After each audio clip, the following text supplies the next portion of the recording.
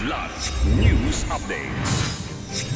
Mga balita ngayon, underwater structures sa West Philippine Sea o WPS hindi na bago ayon sa Philippine Coast Guard. Bagyong Ramil nakapasok na sa bansa, signal number 1, itinaas sa ilang probinsya ng Luzon at Visayas. ICI at 18 ahensya nagpulong para tugisin ang yaman ng mga sangkot sa katiwalian sa flood control projects. Ako po si Cesar Soriano para ihatid ang mga nangunang balita sa buong kapuluan ngayon.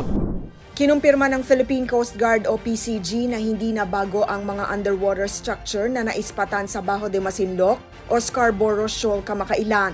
Ayon kay PCG spokesperson for the West Philippine Sea o WPS, Commodore J. Tariela, ang mga nakitang istruktura ay matagal nang naroon simula pa noong taong 2010 bago pa mangyari ang alitan ng Pilipinas at China. Dagdag pa nito ay nasa desisyon na ng National Maritime Council at NTF-WPS kung anong gagawin sa mga nakitang debris. Pinatotohanan naman ito ng Philippine Navy at sinabing ang nasabing man-made structures ay itinayo ng AFP noon pang 1990. Samantala, sinabi ni Tariela na tanging ang bagong nadiskubre nila ang installation ng 2 yellow floating buoys ng Chinese Maritime Forces sa Bajo de Masinloc sa kasagsagan ng Maritime Domain Awareness Flight noong October 15. Tuluyan na ngang nakapasok sa Philippine Area of Responsibility o PAR ang Bagyong Ramil na minomonitor sa bahagi ng Silangang Luzon. Ayon sa weather forecast ng Pag-asa, huling namataan ng bagyo kaninang alas 2 ng madaling araw sa layong 1,145 kilometers east ng southeastern Luzon.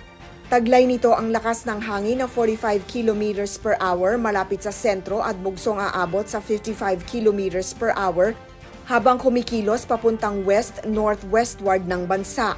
Nakataas na ang storm signal number 1 sa easternmost portion of Quezon, Camarines Norte, Catanduanes, Camarines Sur, Albay, northern at eastern portions ng Sorsogon, at eastern portion ng Northern Samar. Pinaigting pa ang laban ng pamahalaan kontra korupsyon matapos ipatawag ng Independent Commission for Infrastructure o ICI ang 18 pangunahing ahensya ng gobyerno kahapon, Huwebes, para habulin ang mga ari-arian ng mga sangkot sa maanumalyang flood control projects na nagkakahalaga ng bilyong-bilyong piso.